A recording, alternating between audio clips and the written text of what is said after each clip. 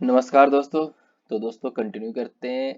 अब introduction lecture आपने देख लिया होगा, तो हम यूनिट 1 में पढ़ने जा रहे हैं the employees provident fund and miscellaneous provision act. तो दोस्तों ये जो एक्ट है वो पीएफ से रिलेटेड है। हम इसमें यही सीखने वाले हैं कि पीएफ किसी भी कंपनी पे कब एप्लीकेबल होता है, क्या सभी कंपनी को पीएफ काटना होता है जब एम्प्लॉय को हम सैलरी देते हैं। पीएफ बेसिकली एम्प्लॉय का ही पैसा होता है जो उसकी सैलरी से काट लिया जाता है, और वो कटे हुए पैसे उसी की अच्छाई के लिए, उसी की भलाई के लिए एक पीएफ स्कीम फंड है, उसमें हम जमा करवा देते हैं, मतलब कंपनी वाले जमा करवा देते हैं। और साथ में कंपनी की ऐसे जिस पे पीएफ एप्लीकेबल होता है उस पे ये भी बोल देते हैं जितना तुम एम्प्लॉय का काट रहे हो ना पैसा, उतना ही तुम्हें भी जमा करना है। उसको बोलते हैं एम्प्लॉयर कंट्रीब्यूशन। एम्प्लॉय का उसके कमाए हुए पैसे के हिस्से में से अगर काट कट जाता है तो उसको बोलते हैं एम्प्लॉय कंट्रीब्यूशन, और उतना ही पैसा कंपनी के कंपनी को भी जमा कराना होता है, उसको बोलते हैं एम्प्लॉयर कंट्रीब्यूशन। और दोनों कुल मिला के अगर हम देखें तो अगर 1,000 आपका कटा है तो 1,000 कंपनी भी देगी, और ये 2,000 क्रेडिट जमा करवा देंगे। अब ये सब चीजें हम इस एक्ट में सीखेंगे, समझेंगे। और ये हमारे अधिकार की बात है यार, अगर हम किसी कंपनी में काम करने जाएं तो हमें पता तो हो कि अरे यार मेरी सैलरी में से कुछ काटा ही नहीं, और काटना क्या, देखो बेनिफिट है इसमें। 1,000 आपका कटा, 1,000 कंपनी को भी देना पड़ रहा है, तो अगर 1,000 कटवा के 2,000 का बेनिफिट मिल रहा है तो हर कोई चाहेगा ना कि भाई पीएफ हमारा भी कटे। इसी बहाने एक छोटी छोटी ये सेविंग का भी कह सकते हो। हमने पर्सनल फाइनेंस के सब्जेक्ट में सीखा है ना व्हाट इज सेविंग। तो भाई सारा पैसा आएगा, सारा खर्च कर लें, इसी नाम पे 1,000 रुपये तो सेव हो जाए। ठीक है, तो यहाँ पे कंपलसरी सेविंग है। तो जी इसमें इंट्रोडक्शन देखेंगे, एप्लीकेशन ऑफ द एक्ट कहाँ कहाँ एप्लीकेबल है, कुछ डेफिनेशंस देख लेंगे इंपॉर्टेंट। और एम्प्लॉइज प्रोविडेंट फंड स्कीम 1952 क्या है, एम्प्लॉइज पेंशन स्कीम क्या है, employees deposit link insurance scheme क्या है, laying of schemes before the parliament, कैसे पार्लियामेंट में कोई स्कीम लाया जाता है, मॉडिफिकेशन ऑफ स्कीम्स कैसे हैं, कैसे स्कीम में मॉडिफाई कर सकते हैं, मॉडिफिकेशन कर सकते हैं, determination of money due from employers, employer से कितना पैसा चाहिए, employ provident fund appellate tribunal, अगर भैया कोई कंपनी वाले मेरा पैसा नहीं काट रहे हैं या फिर कुछ गड़बड़ी कर रहे हैं या काटने के बाद मुझे दे नहीं रहे, जो भी बहुत सारे हैं, पीएफ पे नहीं साइन कर रहे हैं, तो हम कैसे केस कर सकते हैं। तो इन सब एक्ट में ये जो ट्रिब्यूनल वर्ड होता है ना, ट्रिब्यूनल एक तरीके से कोर्ट ही है, लेकिन हम supreme court, high court, district court जाने से पहले पहले उसी एक्ट के बनाए हुए छोटे कोर्ट में, स्पेशल कोर्ट होते हैं ये, वहां जाके कंप्लेन करते हैं। जैसे लेबर के है, लेबर की प्रॉब्लम है, लेबर कोर्ट में चले जाएंगे, ये थोड़ी ना पहले सुप्रीम कोर्ट में ही चले जाएंगे। इस एक्ट में पेनल्टी क्या अगर नहीं करेंगे फॉलो, तो और कुछ मिसलेनियस प्रोविजन है। तो ये सारी की सारी चीजें हम यहाँ पे देखेंगे। तो इंट्रोडक्शन पार्ट मैं ऑलरेडी आपको एक्सप्लेन कर चुका हूँ कि भैया इंट्रोडक्शन में कि कैसे कोई बंदा कमाए, तो उस कमाए पैसे से कुछ पैसे को काट लिया जाता है। और वो जो काट, लेकिन सर ये कैसे होता है, तो देखो यहाँ पे ये वाला रेफर करो, the act is now applicable to employees drawing pay not exceeding 6,500 per month. ये एक्ट कहाँ एप्लीकेबल होता है, जहाँ पे कोई पर्सन 6,500 रुपये से ज्यादा नहीं कमा रहा है। The act extend to whole of India, मतलब देखो छोटे लोगों के लिए है ये, छोटे मतलब सॉरी छोटे लोग नहीं कह सकते हो, मतलब जो लोग कम पैसे कमा रहे हैं, काम कर रहे हैं कंपनी में और कम पैसे कमा रहे हैं, उस लोगों को प्रोटेक्ट करने के लिए है। कोई बंदा 50,000 कमा रहा है उसके लिए थोड़ी ना है ये एक्ट, उसका तुम ना काटो पीएफ, क्या फर्क पड़ता है उसको। कोई 1 लाख रुपए कमा रहा है, कोई तो कंपनी चाहेगी भी नहीं यार 50,000 1 लाख रुपए के कमाने को, 1 लाख रुपए का अच्छा 10% काटना है, 10,000 वो और 10,000 और 20,000। तो कंपनी एक तो वैसे किसी का नहीं पीएफ काटना चाहती, कंपनी का नुकसान है, क्योंकि जितना उसके सैलरी से काटेंगे उतना ही उसको देना भी होगा। तो यही है कि भाई चलो तुम किसी का ना काटो, लेकिन यार ऐसे बेचारों का जो कम पैसे ले रहे हैं उनका तो कुछ भला करो। तो यहाँ पे कि जो बंदे 6500 से कम सैलरी ले रहे हैं उनका तो पीएफ काटना होगा ही होगा। ठीक है, तो दोस्तों यहाँ पे ये जो बुक मैं रेफर कर रहा हूँ आपको पढ़ाने के लिए, ये आपकी DUSOL के वेबसाइट से डाउनलोडेड है ये बुक। तो कुछ चीजें ना इसमें अमेंडेड नहीं है, अपडेटेड नहीं है, बट मैं आपको यही रेफर करवाऊंगा जो इस बुक में लिखा है, ताकि आपको लिखना यही है जो पेपर में आएगा। ठीक है, क्योंकि जब कॉलेज वाले खुद अपनी बुक दे रहे हैं तो उसमें जो लिखा है हम वही मान के चलेंगे। तो employees provident fund scheme 1952 employees pension scheme 1995, employees deposit linked insurance scheme 1976। ये सब हम यहाँ देखने जा रहे हैं, कोई खास नहीं है इंट्रोडक्शन में। एप्लीकेशन ऑफ द एक्ट, ये एप्लीकेशन मतलब कब अप्लाई होगा सर, हर एक कंपनी पे होगा क्या? तो ऐसी company which is a factory engaged in any industry specified in schedule 1। Schedule 1 में कंपनीज को स्पेसिफाई किया गया है, ऐसी फैक्ट्रीज, ऐसी कंपनीज जिसके अंदर 20 और 20 से ज्यादा बंदे काम कर रहे हैं। मतलब ऐसी कंपनीज जहां पे 20 या फिर 20 से ज्यादा लोग काम कर रहे हैं, तो वहां पे पीएफ एक्ट एप्लीकेबल हो जाता है। और एनी अदर इस्टेब्लिशमेंट की बात करें, फैक्ट्री की बात नहीं कर रहे, पहले में हम फैक्ट्री की बात कर रहे थे जो शेड्यूल 1 में है इंडस्ट्री के फैक्ट्री लिस्ट में। अब हम देख रहे हैं अदर देन फैक्ट्री।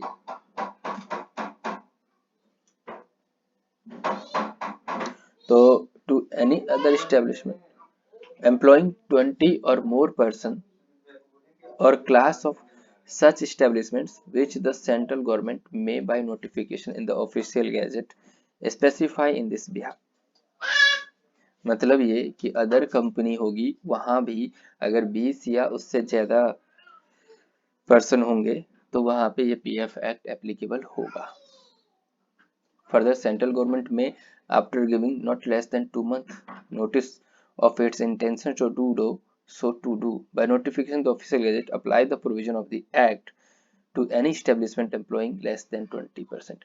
अगर लेकिन सेंट्रल गवर्नमेंट चाहे तो किसी कंपनी में अगर 20 से कम है तो भी पीएफ एक्ट अप्लाई कर सकते हैं, लेकिन उसको 2 महीने का नोटिस देंगे। तो ये हमने समझ लिया कि सर अप्लाई कहाँ होता है।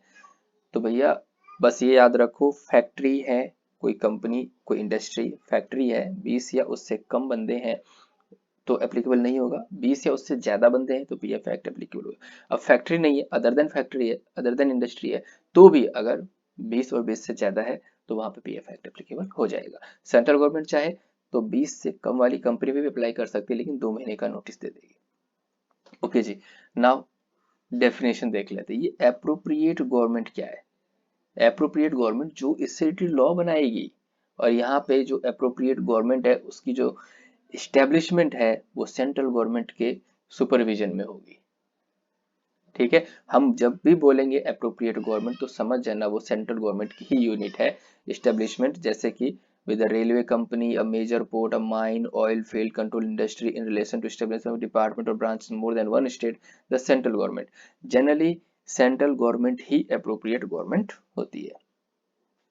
अगर मैं स्टेट गवर्नमेंट की बात करूं, मतलब जो सेंट्रली मैनेज किया जा रहा है, जैसे रेलवे है सेंट्रली है, ठीक है ना, तो सेंट्रली के केस में जो भी काम सेंट्रल लेवल पे किया जा रहा है उसका अप्रोप्रिएट गवर्नमेंट सेंट्रल गवर्नमेंट होगा। लेकिन कोई अगर किसी स्टेट में ही है, बस स्टेट के लिए है, तो वहां पे अप्रोप्रिएट गवर्नमेंट स्टेट गवर्नमेंट हो जाएगी आपकी। ठीक है, okay sir. Now basic wages, ये बेसिक वेजेस का मतलब क्या है? बेसिक वेजेस हम देखेंगे किसी बंदे की 6500 से कम है तो कंपल्सरली अप्लाई होगी। तो देखो जी बेसिक वेजेस क्या है, means all emoluments which are, I think मुझे याद आ रहा है अभी एट प्रेजेंट ये 15,000 कर दिया है, एक बार देख लेना आप लोग, बट यहाँ पे आपको जो बुक में लिखा गया है वही देखना, क्योंकि अगर ऐसा होता तो अपडेटेड बुक लिखते हैं यहाँ पे। Now basic wages means all emoluments which are earned by an employ while on duty. जब वो ड्यूटी पे रहता है, जब लीव पे रहता है, हॉलीडे पे रहता है, तो उसको बेसिक वेजेस कितना दिया जाता है। The cash value of any food concession उसमें इंक्लूड नहीं होगा। खाने के लिए कुछ पैसे दे रहे हो नहीं, कोई डियरनेस अलाउंस है वो नहीं अलाउड होगा, हाउस रेंट अलाउंस नहीं अलाउ नहीं ऐड होगा। मतलब मान लो कोई बंदा 20,000 रुपए ले रहा है, तो उसमें अगर बेसिक वेजेस इसका 6500 है, बाकी अदर अलाउंसेज हैं, तो भैया इस पे पीएफ एप्लीकेबल हो जाएगा। अगर ये 7,000 है तो भी नहीं होगा। ठीक है, तो आगे चलते हैं। एनी प्रेजेंट, और भी कोई भी उसको दे रहे नहीं, बस सिर्फ यहाँ पे बेसिक वेजेस मतलब बेसिक की ही बात हो रही है। बेसिक के अलावा कोई भी अलग नाम से दिया जा रहा है पैसा तो वो ऐड नहीं होगा कंप्यूटेशन में। तो अच्छी बात है यार, नहीं तो फिर तो बोलेंगे भैया इसको हम 20,000 रुपए दे रहे हैं तो पीएफ एप्लीकेबल ही नहीं होगा। तो हम सिर्फ बेसिक देखेंगे। कंट्रीब्यूशन, ये अक्सर पीएफ के केस में ना कंट्रीब्यूशन की बात होती है, employ contribution employer contribution, contribution का मतलब होता है, पहली बात तो जिस बंदे का पीएफ कटेगा ना वो मेंबर बन जाता है अंडर दिस स्कीम, और contribution in respect of an employ to whom the insurance scheme apply, जिस पे पीएफ एप्लीकेबल है उन बंदों से, उस व्यक्ति से, उस एम्प्लॉय से पैसा काट लिया जाता है उसकी सैलरी से, और उसको कंट्रीब्यूशन बोला जाता है। जो कटता है ना पैसा वही कंट्रीब्यूशन है। Controlled industry, controlled industry means ऐसी इंडस्ट्री जिसपे कंट्रोल्ड है किसी यूनियन का, और वो यूनियन कहाँ डिक्लेयर्ड है, सेंट्रल एक्ट में, जो कि पब्लिक इंटरेस्ट से है, तो उसको हम कंट्रोल इंडस्ट्री बोलते हैं। ये एम्प्लॉयर किसे कहते हैं सर? अरे भाई कंपनी को एम्प्लॉयर बोलते हैं, जिसके लिए काम कर रहे हो आप उसे एम्प्लॉयर बोलते हैं। तो कंपनी या फैक्ट्री कहाँ रजिस्टर्ड होती है? फैक्ट्रीज एक्ट में। तो फैक्ट्रीज एक्ट में जिसने अपनी फैक्ट्री रजिस्टर कर ली तो फैक्ट्री एम्प्लॉयर कहलाएगी, फैक्ट्री का मालिक एम्प्लॉयर है, ठीक है। और in relation to other establishment हम बात करें तो manager, managing director, managing agent, such manager, managing director, ये सब क्या है? एम्प्लॉयर है। एम्प्लॉय, हम भी एम्प्लॉय है, आप भी एम्प्लॉय हो, अगर काम करते हो तो एम्प्लॉय मीन्स जो वेजेस के लिए काम कर रहा है, कोई ऐसा काम कर रहा है, मैनुअली काम कर रहा है, कुछ भी काम कर रहा है पैसे अर्न करने के लिए, वो एम्प्लॉय है। एम्प्लॉयड थ्रू अ कॉन्ट्रैक्टर, चाहे वो कॉन्ट्रैक्टर ही क्यों ना एम्प्लॉयड है, वो भी एम्प्लॉय कहलाएगा। एंगेज्ड एज एन अप्रेंटिस, चाहे वो अप्रेंटिस है, एज ए ट्रेनी है, वो भी एम्प्लॉय कहलाएगा अप्रेंटिस एक्ट 1961 के हिसाब से, ठीक है। तो ये हमने एम्प्लॉय देख लिया। आप प्लीज एक बार ना रीड आउट तो फिर भी कर ही लेना मेरे समझाने के बाद। मैं आपको ओवरऑल इतना आइडिया दे रहा हूँ कि आपको ऐसा नहीं लगे यार मैं कुछ पहली बार पढ़ रहा हूँ और कोई बताने वाला नहीं है, ठीक है। नाउ फंड, फंड किसे कहते हैं? यहाँ पे तो पीएफ की बात हो रही है, तो provident fund, provident fund establish under this scheme, एक गवर्नमेंट, सेंट्रल गवर्नमेंट की स्कीम है, उसमें वो फंड बनाया गया है, वो फंड का ही नाम प्रोविडेंट फंड है, उसी फंड में ये पैसे जमा होते हैं। इंडस्ट्री किसे कहते हैं? शेड्यूल 1 में जो इंडस्ट्री स्पेसिफाइड है, और अदर इंडस्ट्री भी सेक्शन 4 में जो बताई गई है, तो ये सब इंपॉर्टेंट डेफिनेशन नहीं है। Insurance fund, deposit link insurance fund की भैया डिपॉजिट करते जाओ आपका वही इंश्योरेंस भी दे देंगे, तो ये सब इंपॉर्टेंट नहीं है इतना ज्यादा। इंश्योरेंस स्कीम ये सब सिंपल सी चीजें हैं। मैन्युफैक्चर और मैन्युफैक्चरिंग प्रोसेस, यार जहाँ पे कोई चीज को बनाया जा रहा है, मेकिंग किया जा रहा है, अल्टर किया जा रहा है, रिपेयर किया जा रहा है, finishing, packing, washing, cleaning, breaking, अब ये सब मैन्युफैक्चरिंग प्रोसेस कहलाते हैं। पेंशन फंड, जो एम्प्लॉइज पेंशन फंड में बनाया गया है, एक फंड, यार एक तरीके से गुल्लक बोल लो यार, घर में हम गुल्लक नहीं बना लेते दोस्त के बर्थडे के लिए, घूमने के लिए, गोवा ट्रिप, ये सब, तो वो फंड है। वैसे ही पेंशन स्कीम है, पेंशन स्कीम में, एम्प्लॉय पेंशन स्कीम में पेंशन स्कीम बताए गए हैं बहुत सारे। स्कीम क्या होते हैं? ये सेंट्रल गवर्नमेंट बताती है ऐसे ऐसे स्कीम से इसमें पैसा जमा कर दो। नाउ सुपर एनुएशन की, कोई बंदा 58 ईयर्स का हो चुका है, रिटायर होने जा रहा है, तो उसको कुछ पैसा मिलेगा, तो जो पैसा मिलेगा पेंशन स्कीम के तहत मिलेगा, उसी को बोलते हैं सुपर एनुएशन, ठीक है।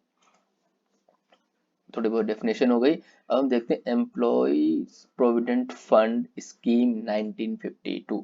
तो सर सबसे पहला सवाल उठता है कि इस फंड को एडमिनिस्ट्रेट कौन करेगा, मेंटेन कौन करेगा? अरे भैया अगर मैं और कंपनी वाले करने लग गए यार, हम लोग करने लग गए तो हमसे तो बहुत सारी गलतियां हो जाएंगी, और हम चाहेंगे भी नहीं कि ये सब ईमानदारी से हो। हम्म, कंट्रोल तो होना चाहिए ना ऐसी अथॉरिटी का। अब मान लो अगर ये कंपनी वाले को ही दे देंगे, एम्प्लॉयर को दे देंगे तुम्हारे हाथ में, तुम ही पीएफ को मैनेज करो, तो पीएफ फंड को, तो ऐसे कंपनी वाले फ्रॉड कर जाएंगे। इवन वो तो इतना फ्रॉड कर देंगे कि जो बेचारे एम्प्लॉय का पैसा काटा हुआ है वो भी जमा नहीं करेंगे, बोल देंगे ठीक है तुम्हारा कुछ नहीं होगा। तो सेंट्रल गवर्नमेंट एडमिनिस्ट्रेशन करती है, सेंट्रल गवर्नमेंट के पास पावर है ये सब एडमिनिस्ट्रेशन करने का, सेंट्रल गवर्नमेंट ने ही ये तो लॉ बनाया है, एम्प्लॉयज प्रोविडेंट फंड स्कीम, उन्होंने तो ये सारे के सारे। तो अब इन शॉर्ट बोल सकते हो कि जो एडमिनिस्ट्रेशन ऑफ द फंड है सेंट्रल गवर्नमेंट करती है, may by the notification of the official. देखो कोई भी लॉ बनता है या कोई भी नोटिफिकेशन इशू होती है वो ऑफिशियल गैजेट में होती है, ठीक है। सेंट्रल गवर्नमेंट ही एक बोर्ड ऑफ ट्रस्टी बना देते हैं अब अलग अलग एरियाज पे जहाँ पे ये एक्ट अप्लाई होता है, और उन लोगों की जिम्मेदारी दे देती है भैया आप लोग देखो। और वो जो एडमिनिस्ट्रेशन का काम है ना, वो पीएफ के ऑफिस वालों को दिया गया, एम्प्लॉय प्रोविडेंट फंड ऑफिस को दिया गया है, वो सेंट्रल गवर्नमेंट की एजेंसी है। Okay sir, class of employees entitled and required to join provident fund, कौन कौन से बंदे यहाँ पे पीएफ के लिए एप्लीकेबल हैं और उनको पीएफ स्कीम में अलाउ है? तो जो फैक्ट्री में काम करते हैं, जो अदर जगह काम करते हैं वो भी, बट एक्सक्लूडेड एम्प्लॉय को छोड़ के। सर ये एक्सक्लूडेड एम्प्लॉय क्या होते हैं, तो ये देख लेते हैं। मतलब सब एम्प्लॉय एलिजिबल है, लेकिन एक्सक्लूडेड एम्प्लॉय को छोड़ के कुछ एम्प्लॉय नहीं है उसमें एलिजिबल। वो है an employ who have been a member of the fund withdraw the full amount of his accumulation in the fund. मतलब जिस बंदे ने इस फंड का सारा पैसा निकाल लिया वो एलिजिबल नहीं है। An employee whose pay at the time he is otherwise entitled to become a member of the fund exceeds 5,000 rupees per month, ठीक है। The employees whose pay at the time is otherwise entitled to become a member of the fund exceeds 5,000, यार ये यहाँ पे फिर गलत limit है। अगर 65 की भी लिमिट देखें तो ये 6500 से ज्यादा जो भी एक लिमिट है, अगर अभी एट प्रेजेंट आई थिंक 15,000 है, इससे ज्यादा अगर हो गया तो एलिजिबल नहीं है। एन अप्रेंटिस जो बहुत छोटे समय के लिए आते हैं और चले जाते हैं, इनको भी एप्लीकेबल नहीं है। ओके सर, कंट्रीब्यूशन तो कितना इनकी सैलरी से कटेगा और कितना कंपनी वाले भी जमा करेंगे, तो दोस्तों 10% ऑफ बेसिक सैलरी का 10%, ये 10 से 12% तक हो सकता है, और इतना ही फिर जो एम्प्लॉयर है वो भी जमा कराता है। तो ये कंट्रीब्यूशन है। ये कहाँ लिखा है सर, ये भी प्रोविडेंट फंड कंट्रीब्यूशन में लिखा गया है कि करेंटली 8.33 टू 10% है, जिसको हम 10 से 12% भी कर सकते हैं, और 10 टू 12% की मैक्सिमम कंट्रीब्यूशन है। मिनिमम कितना है 8.33, ये याद रखना, ठीक है। आगे चलते हैं। इन्वेस्टमेंट सर, प्रोविडेंट फंड में जो पैसा गया उसकी इन्वेस्टमेंट करेंगे तभी तो उसमें कुछ पैसा बढ़ेगा भी, रिटर्न भी मिलेगा। हाँ, क्योंकि भाई वो लोग ब्याज लगा के देते हैं पीएफ में। तो ये क्या करते हैं, जो बोर्ड ऑफ ट्रस्टी डिसाइड हुए हैं ना गवर्नमेंट ऑफ इंडिया की तरफ से, वो लोग आपके पैसे का ना इन्वेस्टमेंट करते हैं कहीं अच्छी अच्छी जगह, और वहां से कुछ पैसा आता है तो आपको पैसा मिल जाता है बेनिफिट के साथ। एडवांसेस विड्रॉल सर, मेरा पैसा कटता जा रहा है, 2 साल हो गए, 4 साल हो गए, 5 साल हो गए, 6 साल हो गए, अभी मुझे कुछ पैसे की जरूरत है, तो क्या मैं एडवांस ले सकता हूँ उस वाले फंड से या विड्रॉ कर सकता हूँ? हाँ भाई, अपनी जरूरत के हिसाब से हम कर सकते हैं, उसे लोन भी बोलते हैं। Advance from the provident fund can be taken for the follow, लेकिन कौन कौन से पर्पस हैं जिसकी वजह से आप एडवांस, कोरोना में कई लोगों ने बेचारे उन्हें पीएफ से पैसा विड्रॉ किया, भाई जिंदा रहेंगे तभी तो आगे पीएफ का पैसा यूज करेंगे। तो कई ऐसे एडवांस ले सकते हो जो आपको रिटर्न करने की जरूरत नहीं है उस फंड को दोबारा। तो non refundable advance for payment of premium towards a policy और पॉलिसी लाइफ इंश्योरेंस, मतलब एलआईसी के लिए पैसा देना है आपको, पैसे ही नहीं है तो वहां से ले लो एडवांस, फिर आपको रिटर्न करने की जरूरत नहीं। विड्रॉल कर लो अपने dwelling house flat for consumers, अपना घर बनाना है तो विड्रॉ कर लो थोड़ा बहुत अमाउंट उससे, घर की एडिशन है, अल्टरेशन है, इस तरीके से। कोई टेम्पररी क्लोजर है, फैक्ट्री टेम्पररी क्लोज हो गया और आपको 2-3 महीने तक सैलरी नहीं मिलेगी तो आप पीएफ से विड्रॉ कर सकते हो। ये सब तरीके हैं जो आप विड्रॉ कर सकते हो। या फिर हॉस्पिटलाइजेशन हो गए 1 महीने उससे ज्यादा, सर्जिकल ऑपरेशन हो गया आपका, टीबी, मतलब कुछ ऐसी बीमारी हो गई जो जिसके लिए पैसे की जरूरत पड़ गई तो आप विड्रॉ कर सकते हो। पैसा तो यार अल्टीमेटली आपका ही है ना।